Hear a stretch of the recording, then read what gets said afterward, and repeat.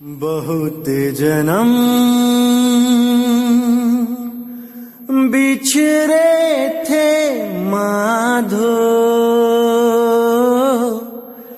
एह जन्म तुम्हारे लेखे,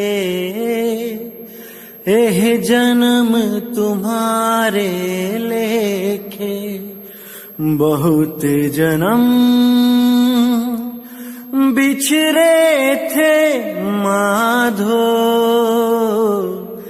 एह जन्म तुम्हारे लेखे, एह जन्म तुम्हारे लेखे। बहुत जन्म बिछड़े थे माधो, एह जन्म तुम्हारे लेखे, एह जन्म तुम्हारे लेखे। कहे रविदास आस लग जीवों, चिर भयो दर्शन देखे। बहुत जन्म बिछड़े थे माधो, एह जन्म तुम्हारे लेखे, एह जन्म तुम्हारे लेखे। नमस्कार मेरे प्यारे भाइयों, मेरे बंदी छोड़ के प्यारे जीव हंसों। मैं सतगुरु बंदी छोड़ मालिक से यही अरदास करता हूं कि आप सब मेरे भाइयों का विवेक पहले से ज्यादा और ज्यादा और ज्यादा से ज्यादा बढ़ता ही जाए, और ऐसी कोई दुविधा न रहे जो आपको 1% भी भ्रम में डाल पाए। ऐसा कोई भी कारण ना बने जिस कारण आप सत्य ज्ञान को समझ ना पाओ। एक भी काल का दूत आपको भ्रमित ना कर पाए, कोई भी मनमुखी गुरु आपको भ्रमित ना कर पाए। बस मैं यही अरदास करूंगा उस बंदी छोड़ परमपिता परमात्मा से। और भाइयों, आपको बताना चाहूंगा कि अब मेरे भाई इतने जागृत हो गए हैं कि क्या बताऊं। एक एक चीज को इतनी अच्छी तरह समझ रहे हैं कि दिल खुश हो जाता है ये सोचकर कि मेरा ये सत्संग करना सफल हो गया है। सब कंसेप्ट क्लियर होते जा रहे हैं, एक भी भ्रम दिमाग में नहीं रहता। इतने विवेकी हो गए हैं मेरे भाई लोग कि क्या बताऊं मैं। जब आप लोग फोन करके बताते हैं कि 20-20 साल, 30-30 साल, अरे 50-50 साल तक आप जिन पंथों में उलझे पड़े थे, अब हर चीज समझ में आ रही है कि कहां पे वो लोग आपको भ्रमित कर रहे थे। हर चीज समझ में आ रही है मेरे भाइयों के, बहुत खुशी होती है। लेकिन फिर भी मैं यही कहना चाहूंगा कि भाई सहज पके सो मीठा हो। आप इस अनमोल ज्ञान को अभी और समझो और सुनो, बार बार सुनो, ताकि ऐसी नींव पड़े आपके जीवन में इस सत्य ज्ञान की कि ऊंची से ऊंची मीनार उस नींव पे खड़ी हो सके। क्योंकि अगर नींव मजबूत नहीं है तो मेरे भाई कोई भी बिल्डिंग ज्यादा दिन नहीं टिक सकती। इसीलिए कई लोग ऐसे होते हैं जो जल्दबाजी में मदन पंथ में आके नाम तो ले लेते हैं, लेकिन इतना विवेक नहीं जागा होता है कि वहां पर उस ज्ञान को समझ के उस सार शब्द को भी समझ पाएं।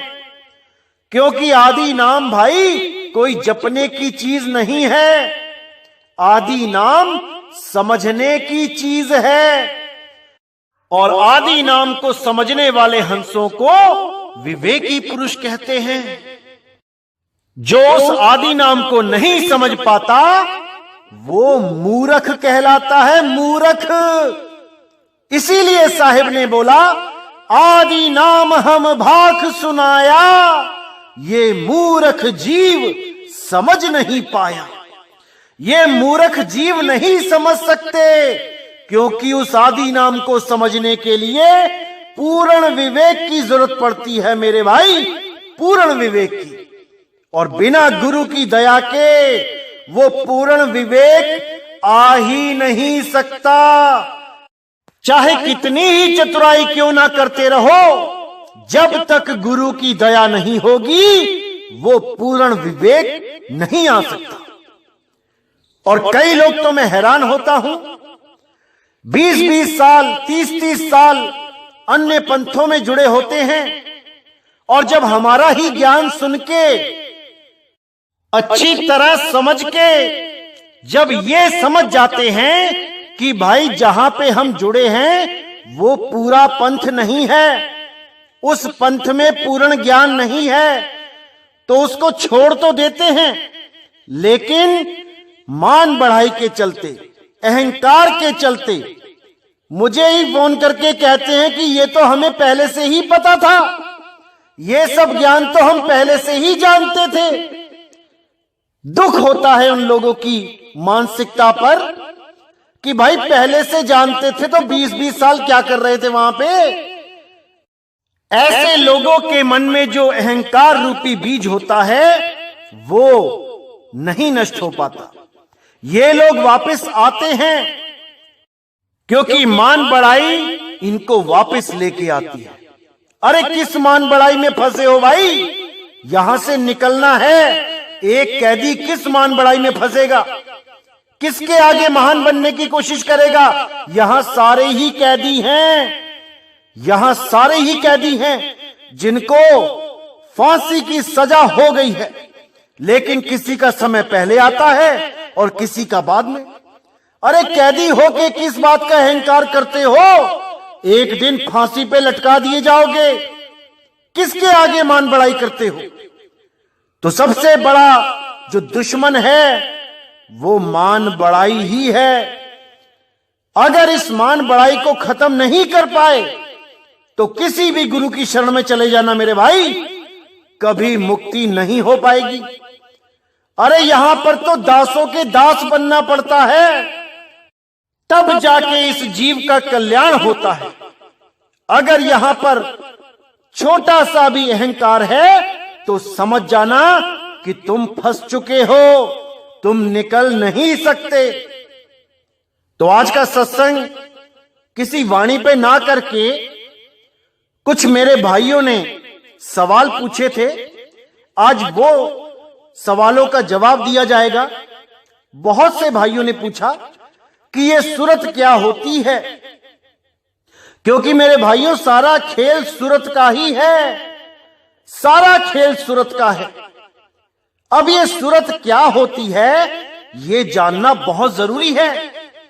इसके लिए आपको पूरा विवेक लगाना पड़ेगा। जो आज का सत्संग किया जाएगा ये पूर्ण विवेक जगाने का कार्य करेगा और आपको सूरत का पूर्ण ज्ञान आज दिया जाएगा। अच्छी तरह समझना है मेरे भाई। इस सत्संग को अगर नहीं समझ पाए तो 10 बार सुनना, लेकिन इस सत्संग को जरूर समझना। जैसा कि आपको पता है कि सतगुरु बंदी छोड़ कबीर साहब ने सबसे ज्यादा वाणियां सूरत और शब्द पर बोली, क्योंकि सूरत और शब्द ही वो चीज है जिसका हमें पूर्ण ज्ञान होना चाहिए। क्या है शब्द और क्या है सूरत, इसको जानने के बाद ही हमें हर चीज का पता चलता है कि हम कहां रहते हैं, हम कौन सी दुनिया में आ गए हैं, हमने ये दुनिया छोड़ के कहां जाना है। ये पहेलियां तभी सुलझती हैं जब हमें सूरत और शब्द का पूर्ण ज्ञान हो जाता है। तो आज आपको सूरत के बारे में खुल के बताया जाएगा। जैसे कई लोग समझते हैं कि सूरत और मन एक ही होता है, बिल्कुल गलत। असल में क्या होता है, सुनने में तो ये दोनों एक से ही लगते हैं। जैसे हम बोलते हैं कि भाई सूरत टिक नहीं रही, सूरत भटक रही है, उसी को ऐसे भी बोल देते हैं कि भाई आज मन भटक रहा है। तो सूरत भी भटक रही है और मन भी भटक रहा है, तो सुनने में ऐसा लगता है कि दोनों एक ही चीज है। लेकिन नहीं मेरे भाई, नहीं। यहां पर दोनों एक दिखते जरूर हैं, लेकिन है नहीं। क्यों? क्योंकि सूरत तो भटकाई जा रही है और मन उसको भटका रहा है। इसको समझना है अच्छी तरह। सूरत भटक रही है, मन भटका रहा है। इसलिए ये देखने में सुनने में एक से ही लगते हैं, लेकिन है नहीं। इसी मन का यही खेल है कि सबकी सूरत को भटकाता रहता है, ताकि कोई भी अपने मूल ठिकाने पे ना पहुंच जाए। क्योंकि अगर अपने मूल ठिकाने शब्द गुरु तक ये सूरत पहुंच गई तो मन का खेल खत्म हो जाएगा, मन मर जाएगा, और मन कभी मरना नहीं चाहता, कभी नहीं चाहता। इसीलिए ये पूरा जोर लगाता है कि इस सूरत को इसी तीन लोक में भटका दिया जाए, इन्हीं नकली नामों में उलझा दिया जाए, इन्हीं नकली सतलोक, अलखलोक, अगमलोक, अनामी लोक में उलझा दिया जाए, ताकि ये कभी भी अपने शब्द गुरु को प्राप्त ना कर पाए।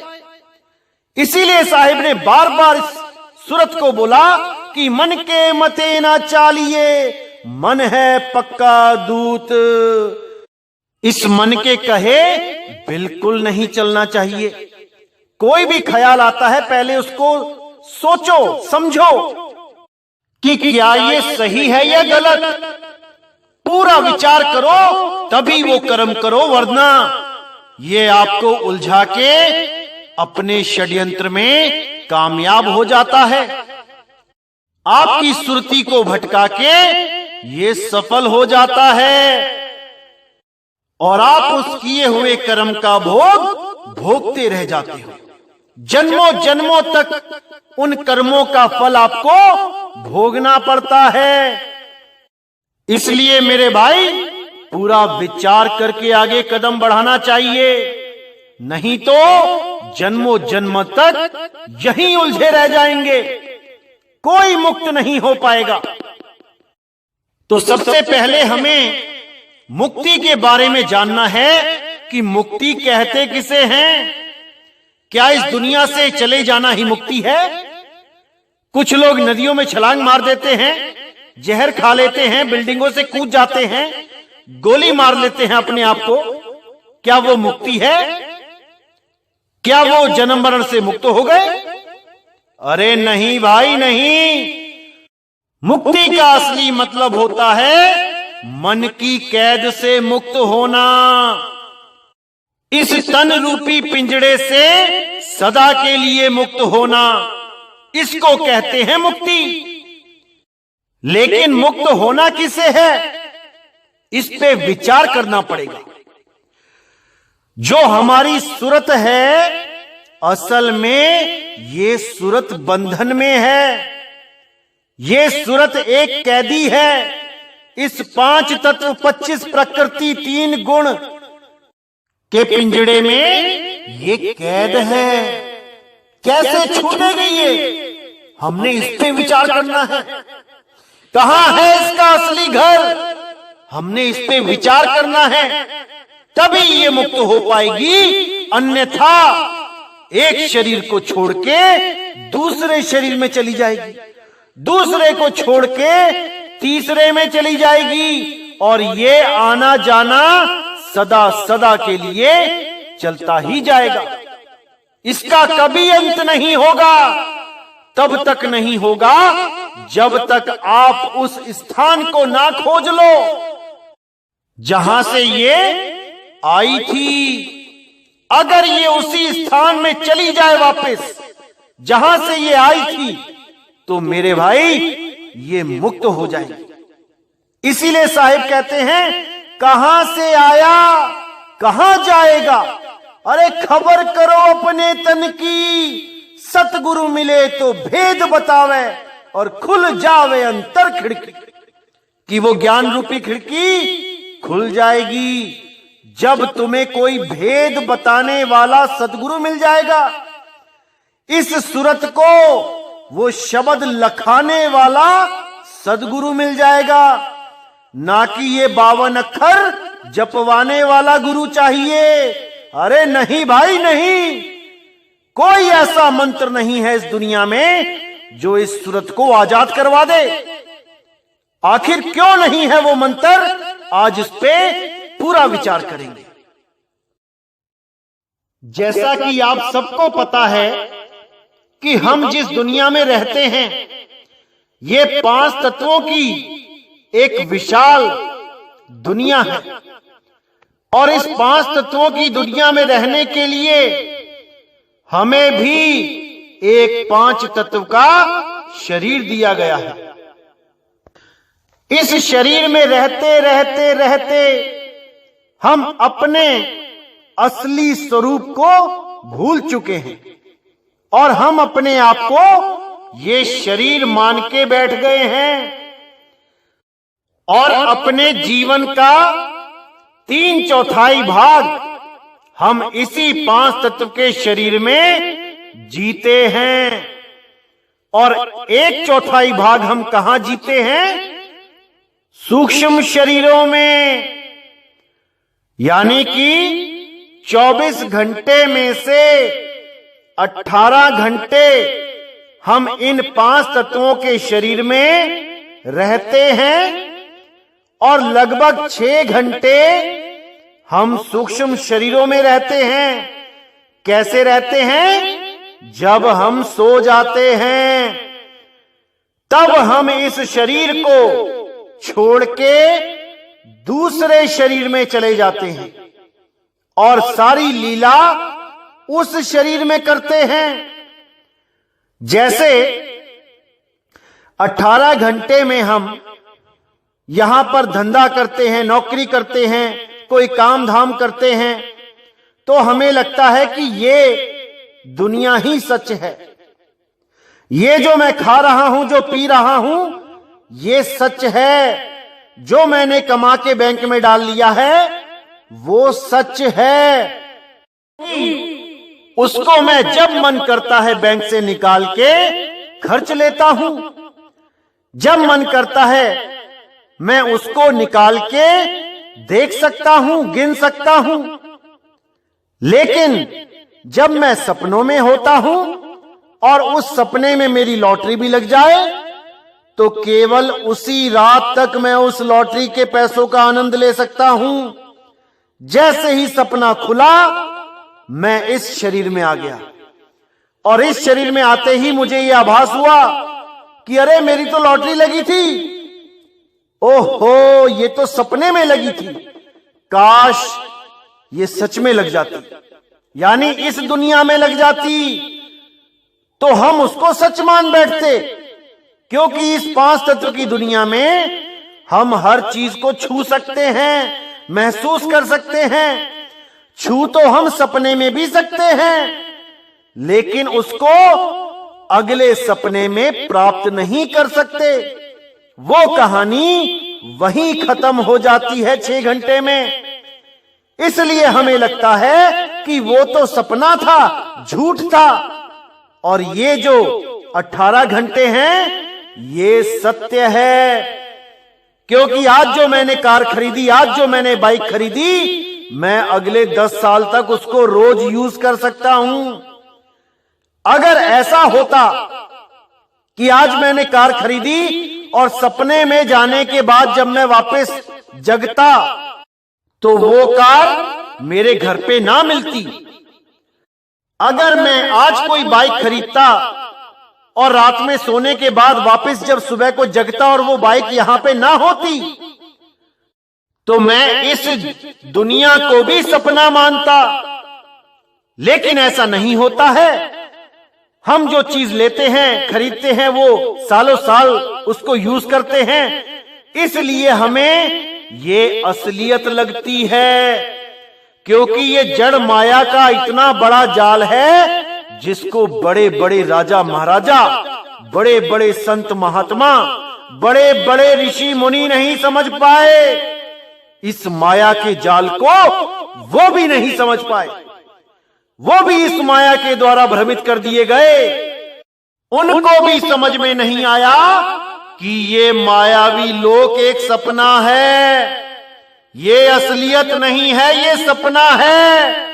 जो हम सो के देखते हैं वो भी एक सपना है, और ये जागने वाला भी एक सपना है। दोनों ही सपने हैं।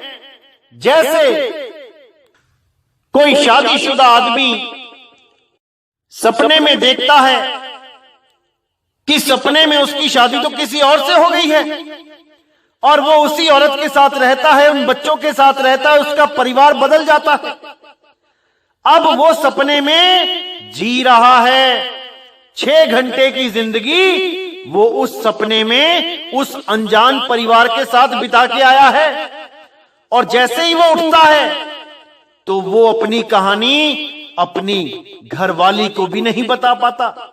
क्या बताए कि किन लोगों के साथ 6 घंटे बिता के आ रहा है। उसको वो सपना मान के भूल जाता है, जबकि वो 6 घंटे भी उसके जीवन का ही अंश है। वो भी 6 घंटे जी के आ रहा है, लेकिन उसको सपना मान के भूल गया। अपना परिवार होते हुए भी उसका परिवार बदल गया। वो एक दिन में 2 परिवारों के साथ रहा। एक 5 तत्वों के शरीर के साथ रहा और दूसरा सूक्ष्म शरीर के। दोनों ही सत्य है, लेकिन दोनों ही झूठ भी है। असल में वो एक सपने में सपना देख के आया है। इस 5 तत्वों के सपने में एक सूक्ष्म शरीरों का सपना देख के आया है। तो ये सपने में सपना दिखाया जा रहा है। इन दोनों ही सपनों के बारे में आज विस्तार से बात करेंगे कि कैसे हमारी सूरत इन दोनों सपनों में उलझ के रह गई है। जैसे ही 5 तत्वों के शरीर से हटकर ये सूरत सूक्ष्म लोक में जाती है, स्वप्न लोक में जाती है, तो वहां पे नजारा ही कुछ और होता है। जैसे यहां पे मकान, दुकान, जंगल दिखाई देते हैं, वहां पर भी सेम दिखाई देने लग जाते हैं। कौन बनाता है उन मकानों को? कौन बनाता है उन जंगलों को? कौन बनाता है उन सागर को? कोई विचार नहीं करता। वहां देखते हैं कि जंगल में भटक रहे हैं और एकदम 10 शेर सामने खड़े हो गए। जैसे ही शेरों ने छलांग मारी, वैसे ही सूरत वहां से भागी और इस 5 तत्वों के शरीर में आके जागी। जैसे ही सपना खुला, पसीने से लथपथ, और ये मालिक से अरदास कर रहे हैं, हे भगवान, शुक्र है वो सपना था, शुक्र है वो सपना था। तो क्या हुआ था असल में? वहां पर जो शेरों के बीच में फंसी, उसी वक्त उसको याद आया कि मेरे पास एक और शरीर है जहां पे मैं दुनिया के काम करती हूं। वहां से भागी आई और इस शरीर में आके जाग गई। इस शरीर को जगा दिया, क्योंकि उसको पता था कि एक शरीर और है, इसलिए वहां से भागने में कामयाब हो गई। लेकिन जब ये शरीर छूटेगा तब कहां जाए? बस यही इसके बंधन का कारण है। अगर इसको पता चल जाए कि ये शरीर छोड़ के मैंने कहां जाना है, तो मेरे भाई इसको कोई पकड़ नहीं सकता, कोई पकड़ नहीं सकता। लेकिन ये जितने भी अधूरे गुरु हैं, ये काल के दूत, ये इसको ये समझने ही नहीं देते, ये जानने ही नहीं देते कि कहां जाना है। ये अधूरे गुरु इसको मंत्रों में उलझा देते हैं कि मंत्र जप के तू चली जाएगी अपने घर। ये अधूरे गुरु इसको नदियों में डुबकियां मरवाते हैं कि नदियों में नहा ले, तेरी मुक्ति हो जाएगी। ये अधूरे गुरु नाक पे ध्यान करवा देते हैं 10-10 साल कि तू नाक पे ध्यान करती रहे, पार हो जाएगी। ये अधूरे गुरु हवन यज्ञ करवाते रहते हैं सारी उम्र कि तू हवन यज्ञ करती रहे, एक दिन पार हो जाएगी। नहीं मेरे भाई, नहीं, यही बंधन है, क्योंकि ये नाक भी इसी सपने का हिस्सा है, क्योंकि ये मंत्र भी इसी सपने का हिस्सा है, क्योंकि ये हवन यज्ञ नदी नाले भी इसी सपने का हिस्सा है। और सपने में हमें कुछ भी दिखता है, वो हमें सपने से बाहर नहीं कर सकता। सपने से बाहर निकलने के लिए हमें एक ऐसी आवाज की जरूरत पड़ती है जो सपने से बाहर हो रही है, जो सपने के बाहर से आ रही है। जब तक उस बाहर से आने वाली आवाज को हमने नहीं सुना, तब तक हम इस सपने से बाहर नहीं निकल सकते। कैसे नहीं निकल सकते? जैसे मान के चलो, आपने सुबह 3 बजे की ट्रेन पकड़नी है, कहीं जाना है, तो आप जब रात में सोते हो तो आप सोने से पहले उठने का पक्का इंतजाम करने की सोचने लग जाते हो। उसके लिए आप क्या करते हो? आप या तो अलार्म लगाते हो या घर में किसी को कह देते हो कि भाई सुबह मुझे उठा देना। जब आप कंफर्म हो जाते हो कि हां अलार्म सही लग गया है या आपने किसी को बोल दिया है कि उठा देना, तब आप निश्चिंत होके सो जाते हो। और आप सपने में माना कि वहां पर कोई जंग लग गई है या कोई झगड़ा हो रहा है, लड़ाई हो रही है, तो वहां पे आप सपने में ऐसे रम जाते हो जैसे आप इस दुनिया में रमे होते हो।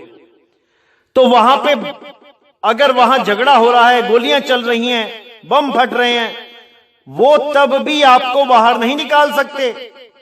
आप वहीं सपने में रह जाते हो। वहां पर बहुत सी आवाजें सुनते हो, एक दूसरे से बातें करते हो, लेकिन सपने से बाहर नहीं आ पाते। सपने से बाहर कैसे आते हो? जब अलार्म बजने लगता है, टिक टिक टिक टिक टिक टिक, और यही आवाज आपको सपने में सुनाई देने लग जाती है, तब आपकी सूरत इस आवाज को सुनते ही सोचने लगती है कि ये आवाज कहां से आ रही है, इस सपने में ये आवाज कहां से आ रही है। और उस आवाज को पकड़ती हुई वो सपने से बाहर आ जाती है और बाहर आके वो देखती है कि ये तो अलार्म बज रहा है। तो वो अलार्म की जो आवाज है वो सपने से आपकी सूरत को खींच के बाहर ले आई, यानी उस अलार्म की आवाज ने आपको सपने से जगा दिया।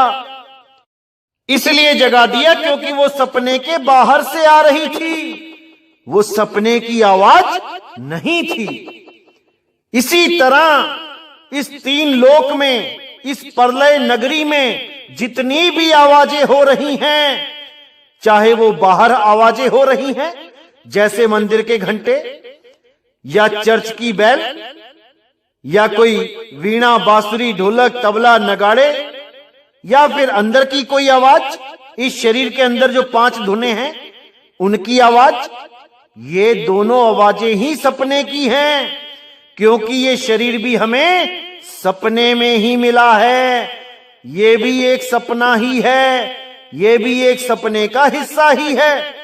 और इसी शरीर 5 तत्वों की जो 5 आवाजें हैं वो भी इसी सपने की आवाजें हैं। लेकिन जो परमात्मा की आवाज है वो इस शरीर के बाहर से आ रही है, वो इस सपने के बाहर से आ रही है, वो इस प्रलय नगरी मृत्यु लोक के बाहर से आ रही है। इसीलिए गरीबदास जी ने बोला, कोई है रे परले पार का जो भेद कहे झनकार का। वो एक ऐसी आवाज है जो प्रलय पार से आ रही है, यानी इस सपने जो एक दिन टूट जाएगा, जो एक दिन नष्ट हो जाएगा, इस सपने के बाहर से आ रही है। उसको समझना है, उसको जानना है, उसको सुनना है, वही हो जाना है। धुन में धुन मिल जानी है और धुन स्वरूप ही हो जाना है। इसी को मुक्ति कहते हैं। मुक्ति का मतलब यह नहीं कि आपने शरीर छोड़ दिया और दूसरे शरीर में चले गए, या ये शरीर छोड़ दिया और सतलोक में चले गए, ये शरीर छोड़ दिया और स्वर्ग नरक में चले गए। ये मुक्ति नहीं है। मुक्ति का मतलब है इन सब लोकों को छोड़ के शब्द में सुरत को लगा लेना और शब्द ही हो जाना। जिसके लिए साहेब ने बोला, हम हैं शब्द शब्द हम माही, शब्द से भिन्न और कछु नाही, शब्द न बिन से देही, कहें कबीर हम शब्द से नहीं। कि भाई मैं देहों का प्रेमी नहीं हूं, मैं शरीरों का प्रेमी नहीं हूं, मैं शब्द का प्रेमी हूं। शब्द का कभी नाश नहीं होता और देह कभी रहती नहीं है, इसने तो नाश हो ही जाना है। इसलिए किसी भी प्रकार की देह हो, कबीर साहब हर प्रकार की देह का खंडन करते हैं। अगर आप जागना चाहते हो तो इसी स्थूल देह में जाग जाओ। यह जरूरी नहीं कि आप स्थूल से सूक्ष्म, सूक्ष्म से कारण, कारण से महाकारण, केवल हंस देही प्राप्त करते हुए जाओगे तब जागोगे। अरे आप एक शरीर से दूसरे शरीर में ट्रांसफर हो रहे हो भाई। सीधे जागना है, अभी के अभी जागना है। सूक्ष्म शरीरों में जाने का मतलब है कि आपको सपने में सपना दिखाया जा रहा है।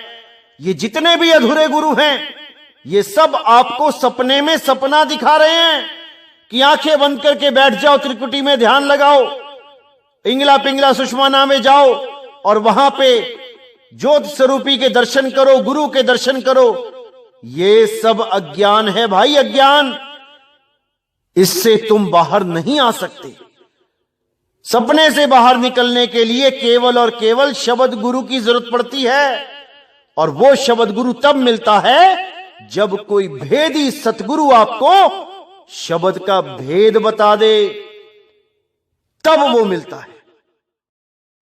जिसका प्रमाण कबीर वाणी में ही मिलता है, संतों सब शब्दे शब्द बखाना, शब्द ही फांस फंसे सब कोई, शब्द नहीं पहचाना। उसी में आप देखेंगे तो राजा जनक जी क्या साधना करते थे उसके बारे में विस्तार से बताया है, और मुद्रा भी बताई है कि कौन सी मुद्रा में राजा जनक जी साधना किया करते थे। अष्टावक्र जी से नाम लेके, और कई पंथ तो कहते हैं कि अष्टावक्र जी मुक्त हो चुके हैं, अष्टावक्र ही सतगुरु हैं, पूर्ण गुरु हैं। कबीर पंथियों का भी ये हाल है कि वो वाणी को पढ़ते समझते ही नहीं हैं। बस जैसा लोकवेद, जैसा उनके गुरुओं ने बता दिया, बस आंख मूंद के उस पे विश्वास करके बैठ जाते हैं। आज कबीर साहब के नाम पे भी इतने पंथ चल रहे हैं जो हवन यज्ञ तक कराते हैं और बोलते हैं कि इससे ऑक्सीजन बनती है। अरे भाई, अगर हवन यज्ञ से ऑक्सीजन बनती है तो फिर क्लोरोफिल और फोटोसिंथेसिस से क्या बनता है? पता नहीं कहां ये समाज सोया पड़ा है। इन्हीं कर्म कांडों को जब मुक्ति के साथ जोड़ दिया गया कि आप ये यज्ञ करोगे, हवन करोगे तो आपको मुक्ति मिल जाएगी, यही भ्रम तोड़ने के लिए तो कबीर साहब यहां पे आए थे। और आपने कबीर साहब के ही पंथ में ये हवन यज्ञ स्टार्ट कर दिए। और इसको मुक्ति के साथ जोड़ दिया। भाई ये हवन यज्ञ का धंधा कबीर पंथ में तो मत ही करो। अगर कबीर साहब को आप फॉलो कर रहे हो तो इसमें हवन यज्ञ की कोई जगह नहीं है। इन मूर्ति पूजा की, फोटो पूजा की, कैलेंडर पूजा की कोई जगह नहीं है। अगर आप कबीर साहब की भी मूर्ति की पूजा करते हो, उसको परमात्मा मान के, तो आप अभी कबीर साहिब की बातों को समझ ही नहीं पाए। अरे इसी जड़ वस्तुओं से तो उन्होंने अलग किया समाज को, और तुमने उसी महाचेतन सत्ता की एक जड़ मूर्ति बना के पुजवा दी। क्या सोचते होंगे कबीर साहब भी कि क्या बताने के लिए मैं यहां पे आया, और मेरा ही नाम लेके लोगों ने क्या क्या करना शुरू कर दिया। कोई नाक पे ध्यान लगाने लग गया, कोई त्रिकुटी में ध्यान लगाने लग गया, कोई सिर की चोटी में ध्यान लगाने लग गया। सबके सब इसी सपनों में, सपने के द्वारा बनाए गए शरीर में उलझ के रह गए। ये सब सपनों का मैटीरियल है भाई, इससे मुक्ति नहीं होगी। इसीलिए साहिब ने बोला कि राजा जनक भी अष्टावक्र जी से नाम लेके मुक्त नहीं हो पाए, वो भी शक्ति शब्द में उलझ के रह गए, उन मुनि मुद्रा में उलझ के रह गए। इसीलिए साहिब ने बोला, शक्ति शब्द सो उन मुनि मुद्रा, बसे आकाश स्नेही, झिलमिल झिलमिल ज्योत दिखावे, जाने जनक विदेही। ये जनक विदेही भी मुक्त नहीं हो पाए, उसी ज्योत के दर्शन करते रहे जो आज सारा समाज, सारे गुरु जिस त्रिकुटी में उस ज्योत के दर्शन कराते हैं, उसी में सब उलझ गए। क्योंकि जिसने भी ज्योत के दर्शन कर लिए, अब ज्योत उसको भरमाती है। गुरु रूप धारण करके वही ज्योत निरंजन, आदि शक्ति दोनों उसको भरमाते हैं। साधक को यह अनुभव कराते हैं कि तुम और आगे जा रहे हो, ज्योत से भी आगे जा रहे हो, बहुत आगे लेके जाके उसको सतलोक, अलखलोक, अगमलोक, अनामी लोक में सब कुछ दिखाया जाता है। लाखों करोड़ों सूर्य चमक जाते हैं वहां पे, अरबों सूर्य चमक जाते हैं वहां पे, और जीव को लगता है कि भाई मेरी तो हो गई मुक्ति। लेकिन वो ये नहीं समझ पाता कि ये भी सपने का ही एक पार्ट है। ये भी सपने में सपना दिखाया जा रहा है। स्थूल सपने को छोड़ के सूक्ष्म सपने में चले गए हो। अब भाई वापस आना बहुत मुश्किल है। जिसने एक बार करोड़ों सूरज देख लिए वहां पे सिंहासन पे बैठा सतपुरुष देख लिया, जिसके एक रोमकूप में अरबों सूर्य चमक रहे हैं, अब वो किसी की बात नहीं मानता, अब वो किसी की नहीं सुनेगा। उसको लगेगा कि मैं तो परमात्मा को मिलके ही आ गया। अब उसको अगर हम समझाएंगे कि भाई वो भी दृश्य है और तू यहां पे भी दृष्टा है, वहां पे भी दृष्टा है, ये भी झूठ है, वो भी झूठ है, तो इस बात को वो मानने से इनकार कर देगा। इसीलिए कबीर साहब ने झंझट ही खत्म कर दिया कि ना तो आंखें बंद करनी पड़ेंगी और ना ही ये ज्योत भ्रमित कर पाएगी। इसीलिए साहिब ने बोला, आंख न मूंदो, कान न रूंदो, तनिक कष्ट मत धारो, खुले नयन पहचानो, हंस हंस सुंदर रूप निहारो। यानी कि अगर तुम जागना चाहते हो, तुम इसी शरीर में जाग सकते हो, इसी अवस्था में जाग सकते हो। सपने में सपना देखने की जरूरत नहीं है। अगर कोई गुरु कहे कि नहीं, तुम्हें सूक्ष्म शरीर में जाना पड़ेगा, फिर कारण में जाना पड़ेगा, फिर महाकारण में केवल्य हंस में जाना पड़ेगा, तो मेरे भाई वो तुम्हें इस सपने में ही एक सपना दिखाना चाहता है और तुम्हें उलझाना चाहता है, जैसे वो उलझ चुका है अपने अधूरे गुरु के चक्कर में, वैसे ही वो तुम्हें भी उलझा देगा। अरे मत जाना वहां, मत जाना मेरे भाई, मत जाना।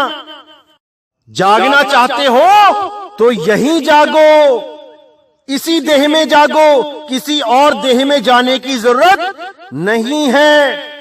अरे सूक्ष्म शरीरों में तो देवी देवता भी चले गए, वो भी इस 5 भौतिक शरीर के लिए तरसते हैं जो आज तुम्हें मिला हुआ है, क्योंकि सूक्ष्म शरीरों में जाके भी वो मुक्त नहीं हो पाए। वो फिर अरदास करते हैं कि हे भगवान, हे परमात्मा, मुझे इंसानी जन्म दो ताकि दोबारा मैं परख कर सकूं सत्य की और मैं दोबारा कभी सूक्ष्म शरीरों में ना आऊं। इसीलिए साहिब ने बोला, इस देही को सिमरे देव, सो देही कर हर की सेव। इस देही को देवी देवता भी सिमरते हैं, वो भी तरसते हैं कि हमें इंसान जन्म मिल जाए ताकि हम इसी शरीर से सीधे जाग जाएं, ना कि एक सपने को छोड़ के दूसरे सपने में चले जाएं। तो मेरे भाई अच्छी तरह समझ लो क्या समझाना चाहता हूं। अगर सूरत गलती से भी स्थूल से सूक्ष्म में चली गई तो वापस आना बहुत मुश्किल हो जाएगा मेरे भाई, बहुत मुश्किल हो जाएगा।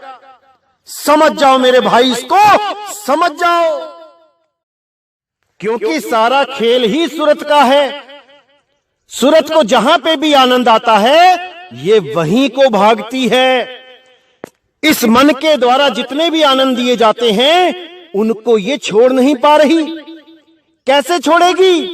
जब इसको शब्द गुरु का आनंद आएगा, जब इसको वो परम आनंद आएगा और वो इसी स्थूल शरीर में ही उस अवस्था को प्राप्त करेगी जिसे प्राप्त करने के लिए सूक्ष्म कारण महाकारण में नहीं जाना पड़ेगा, astral causal super causal body में नहीं जाना पड़ेगा।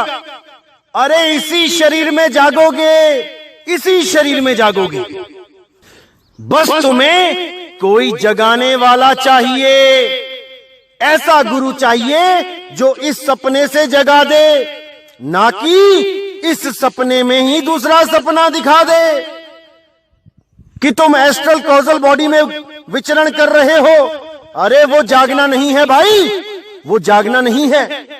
उसमें भी तुम भ्रमित हो, उसमें भी तुम एक पॉइंट से दूसरे पॉइंट की तरफ जा रहे हो। तुम सतलोक से अलग लोक का सफर कर रहे हो, अलग लोक से अनामी लोक का सफर कर रहे हो। अरे जो सफर तुम यहां कर रहे हो वही सफर तुम वहां कर रहे हो। सफर नहीं करना है, ना हिंदी का सफर करना है ना अंग्रेजी का। तो क्या करना है?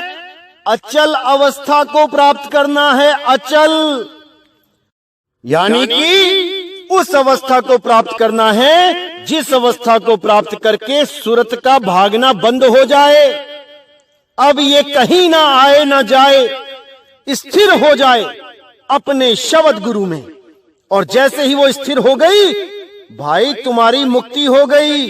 अब तुमने कहीं आना जाना नहीं है। इसीलिए बोला गया, आवे ना जावे जन्मे नहीं मरे, सोई निज पीव हमारा हो, सोई निज पीव हमारा हो। हमारा गुरु वो है जो आता जाता नहीं है। और अगर आपको आपका गुरु ले लेके घूम रहा है किसी सतलोक में, अलख लोक में, अगम लोक में, अनामी लोक में, अरे वो खुद एक मुसाफिर बना हुआ है, तुम्हें मंजिल पे कब पहुंचाएगा। तो मेरे भाई पूरा विचार करो, पूरा विवेक लगाओ, जागृति लाओ और इस सत्य को परखो, पूरी तरह परखो। क्योंकि सूरत को जहां पे भी आनंद मिलता है ये वहीं जाने को तैयार है। जैसे मान के चलो कि आप एक सपना देख रहे हो और उस सपने में आपने एक बहुत ही सुंदर युवती को देखा, जैसे मानो कि स्वर्ग की अप्सरा ही आ गई। अब आप जब उससे प्रेम प्रसंग करना स्टार्ट करते हो, इतने में ही कोई आपको जगा दे तो आप उसे खा जाने वाली नजरों से देखते हो कि अरे भाई अभी जगाना था क्या, थोड़ी देर रुक जाते। और आपको जगाने के बावजूद भी आप उसी सपने में दोबारा जाने की कोशिश करते हो, फिर से सोने की कोशिश करते हो और सोचते हो कि मैं वहीं से सपना स्टार्ट कर पाऊं। लेकिन वो सपना वहां से स्टार्ट नहीं होता। यही कारण है अगले जन्म का मेरे भाई, यही कारण है अगले जन्म का। जब तुम इस शरीर को त्याग रहे होते हो तो समझ लो कि तुम्हारा सपना खत्म होने वाला होता है, लेकिन तुम्हें जो यहां पे 5 विकारों के आनंद मिले हैं, तुम वही आनंद में रहना चाहते हो। इसी कारण तुम दोबारा इसी सपने में आने के लिए तरसने लग जाते हो। कहते हो अरे मैंने नहीं जाना, मुझे बचा लो, मैं यहीं रहना चाहता हूं। यही कारण है तुम्हारे वापस आने का। अगर तुम्हारे पास शब्द, स्पर्श, रूप, रस, गंध, इन 5 से भी बड़ा परम आनंद है, तो आप कभी भी इस लोक में आना पसंद नहीं करोगे। आप अपनी इच्छा से इस लोक को, इस शरीर को, इस सपने को त्यागने के लिए तैयार हो जाओगे। और जब अपने से तैयार हो गए तो आपको यहां लाने वाला कोई नहीं। इसीलिए सतगुरु कबीर साहब कहते हैं कि गुरु के पास जाओ और वो परम आनंद का अमृत कुंड उनसे मांगो। वो तुम्हारे पास ही है, लेकिन तुम्हें उसका भेद नहीं पता। वो खजाना तुम्हारे पास ही है, पर तुम्हें उसका भेद नहीं पता। इसीलिए तुम कंगाल बन के घूम रहे हो। तो भीखा जी कहते हैं, भीखा भूखा कोई नहीं, सबकी गठड़ी लाल, और गांठ खोल देखा नहीं, ताते भय कंगाल। वो गठड़ी तुम्हारे सिर पे लदी है, लेकिन तुम्हें गांठ खोलना नहीं आता। गठड़ी सिर पे है और भीख मांग रहे हो दर दर कि मेरे पास कुछ नहीं है, मुझे कुछ पैसे दे दो। अरे भाई, खजाना है तेरे पास, खजाना, लेकिन उस खजाने को खोलना नहीं आता। इसीलिए साहिब बार बार समझाते हैं, जिस मरने से जग डरे मेरे मन आनंद, मरने पर ही पाइए पूर्ण परमानंद। जब तुम्हारा अंत समय आता है वही दाव होता है मेरे भाई, वही दाव होता है। और अंत समय में अगर तुम सही दाव खेल जाते हो तो तुम्हारी मुक्ति हो जाती है। लेकिन वो दाव बताने वाला सतगुरु होना चाहिए। अधूरे गुरु उस दाव को नहीं जानते। वो अधूरे गुरु तुम्हें मंत्रों के जाप में, यज्ञों में, नाक पे ध्यान लगाना, त्रिकुटी में ध्यान लगाना, इस शरीर में ध्यान लगाने में उलझा देते हैं। तुम्हें नदियों नालियों में स्नान करने के लिए बोल देते हैं। पत्थर पूजा, मूर्ति पूजा, फोटो पूजा, कैलेंडर पूजा में उलझा देते हैं। अरे मेरे भाई, इससे कुछ नहीं होने वाला। ये सब सपने में ही पैदा हुए और सपने में ही नाश हो जाएंगे। उस गुरु को ढूंढो जो इस सपने से परे है, जो इस सपने में पैदा नहीं हुआ। इस सपने के पैदा होने से पहले भी वो था, और ये सपना टूट जाएगा तब भी वो रहेगा। तो मेरे भाई, अच्छी तरह समझ लो, ये मोटी माया और झीनी माया का क्या खेल है।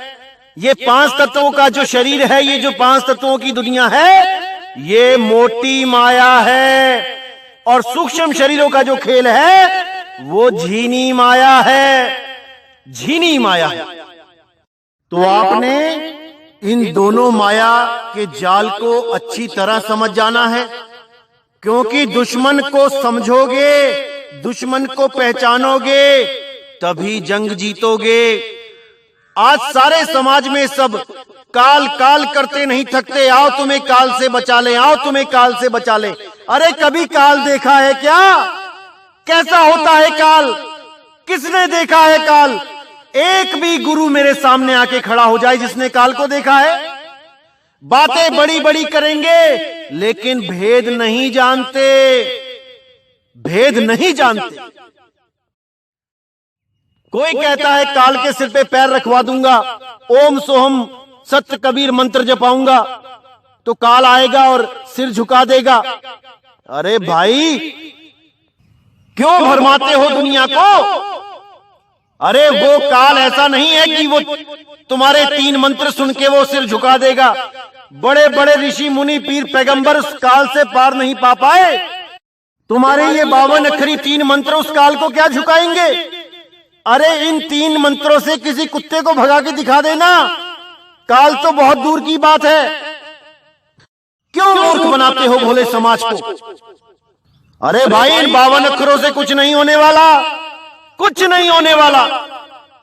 साहिब कहते हैं काल के माथे पांव दे सतगुरु के उपदेश, और साहिब बाह पकड़ के ले चले अपने देश।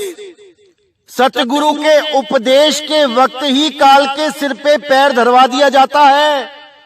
वो गुप्त भेद बता दिया जाता है कि कैसे काल के सिर पे पैर रख के हमने अपने निज धाम को जाना है, ना कि ये मंत्र जपते रहो और फिर काल आएगा, सिर झुकाएगा, तब उसके सिर पे पैर रख के जाएंगे। ये सब मूर्खतापूर्ण बातें हैं भाई। इसका सत्य से कोई लेना देना नहीं।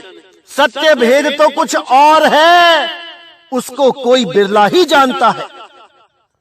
क्योंकि सब के सब इस मोटी माया और झीनी माया में उलझ गए। महाभारत में देखिए 5 भाइयों ने कृष्ण जी के कहने पे अपने सारे रिश्तेदारों का कत्ल कर दिया। दादा मार दिए, मामा मार दिए, चाचा मार दिए, भतीजे मार दिए, सबको मार दिया। उसके बाद क्या हुआ? अब लगे वो मामा दादा भतीजे सपनों में आने। 5 भाइयों को सोने तक नहीं दे रहे थे, सोने को तरस गए 5 भाई। ऐसा ब्रह्म हत्या का दोष लगा उनके सिर पे कि सोने को तरस गए। कृष्ण जी के पास गए, बोले महाराज कुछ हल करो। तब कृष्ण जी ने क्या बताया कि जाओ एक ऐसा साधु ढूंढ के लाओ जो परमात्मा का सच्चा भगत है, जिसके पास सार शब्द है, जो परमात्मा की भक्ति करता है, ना कि इस मोटी माया और झीनी माया की। अगर उसने आके भोजन स्वीकार कर लिया तो आकाश में से 7 घंटे बजेंगे, तभी तुम्हारा ये दोष खत्म होगा। तो कृष्ण जी के कहने पे उस युग में जितने भी संत महात्मा थे सबको भोजन करवा दिया। वो घंटा नहीं बजा, उन्होंने कृष्ण जी को भी भोजन करा दिया। वो घंटा तब भी नहीं बजा।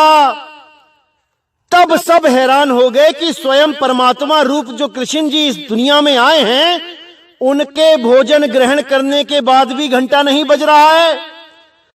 तो वो साधु कैसी साधना कर रहा होगा जो साधना कृष्ण जी भी नहीं कर रहे हैं? क्योंकि कृष्ण जी ने ही बोला कि वो परमात्मा का सच्चा भगत है, उसका भोजन करना आवश्यक है।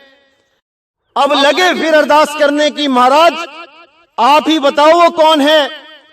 तब कृष्ण जी ने इशारा किया कि भाई एक भगत है संत सुदर्शन सुपच, जो करुणामय संत का शिष्य है। करुणामय यानी कि कबीर साहब जब द्वापर युग में आए थे करुणामय के नाम से, तब संत सुपच उनके ही शिष्य थे और सार शब्द गुरु का भजन करते थे, भक्ति करते थे। तब जब उनको बुलाया गया और उन्होंने दया करके इनके पास भोजन करना स्वीकार किया, क्योंकि ये राजाओं के यहाँ भोजन नहीं करते थे। 5 पांडवों के बार बार जाने पर भी वो ना माने। लेकिन जब द्रौपदी वहां गई और साधु जी से बोली कि महाराज हमारे घर भोजन करें, तब उन्होंने कहा कि देखो मैं राजाओं के यहां भोजन नहीं करता, क्योंकि उनकी गतिविधियां सही नहीं होती। वो भोग विलास में डूबे होते हैं, बड़े बड़े युद्ध करके हजारों लाखों जीवों को खत्म करते हैं, केवल अपने साम्राज्य को बढ़ाने के लिए, उस लालच में। तब द्रौपदी बोली कि हे महाराज, मैंने सुना है कि संत के दर्शन करने के लिए हम अगर एक कदम भी बढ़ाते हैं तो हमें हजारों यज्ञों का पुण्य प्राप्त होता है, और मैं तो आपके पास हजारों कदम चल के आई हूं, तो सोचो कितना पुण्य प्राप्त हुआ होगा मुझे।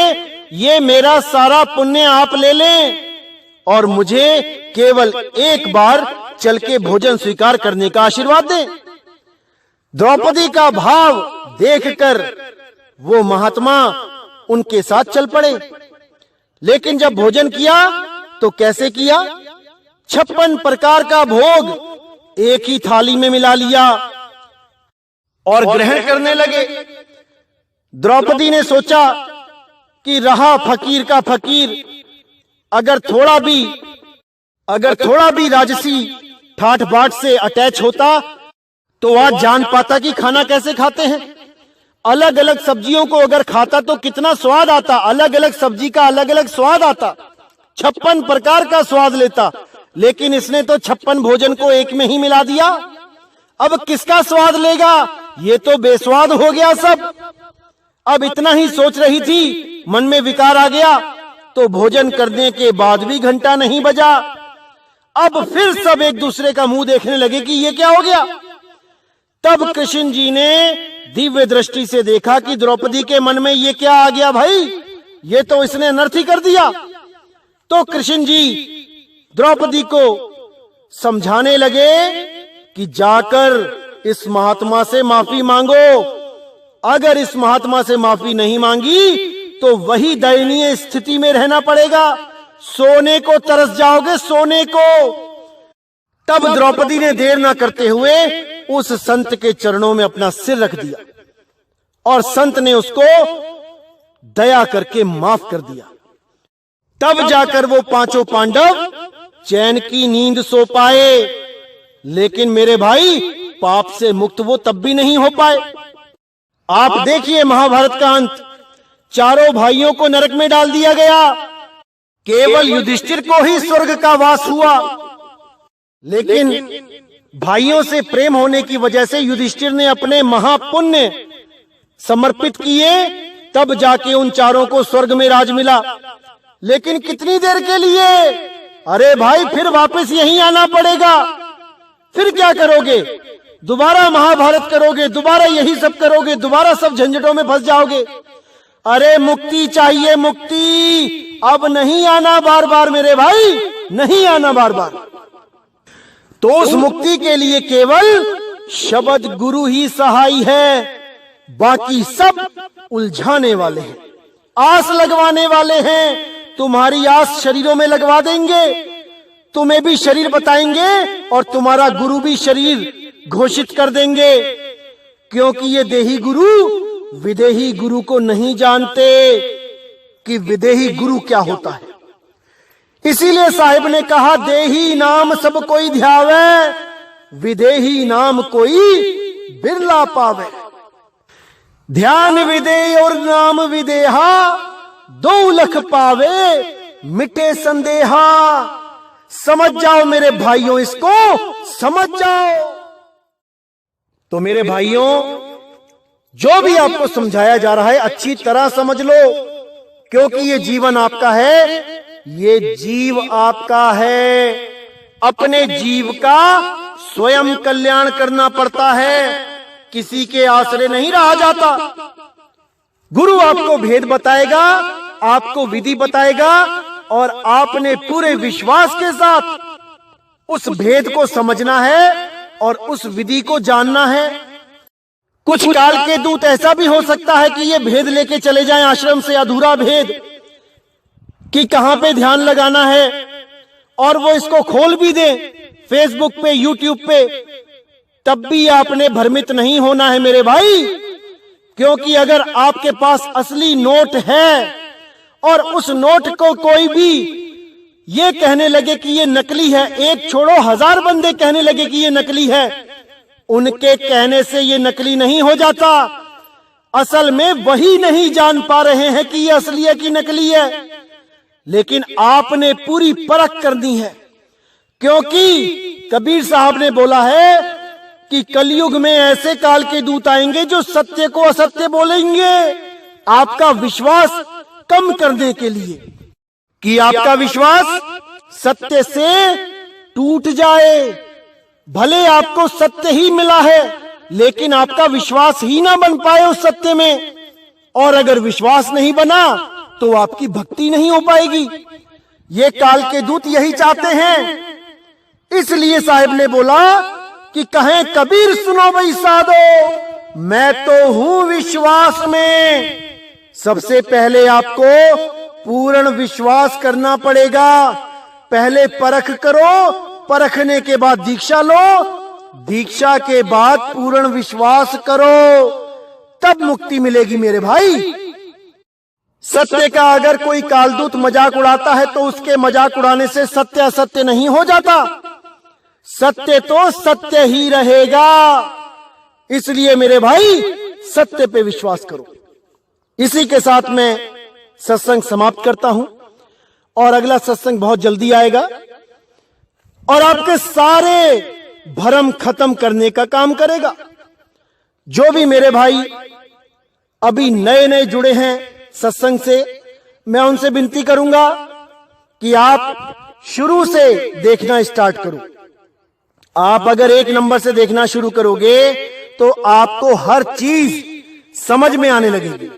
अगर बीच बीच में से देखोगे तो हमेशा भ्रम में ही रहोगे और मुझे बार बार फोन करके परेशान करोगे। इसलिए मैं कहता हूं कि 1 नंबर से स्टार्ट करो और आगे की तरफ बढ़ते जाओ और जल्दबाजी बिल्कुल ना करो।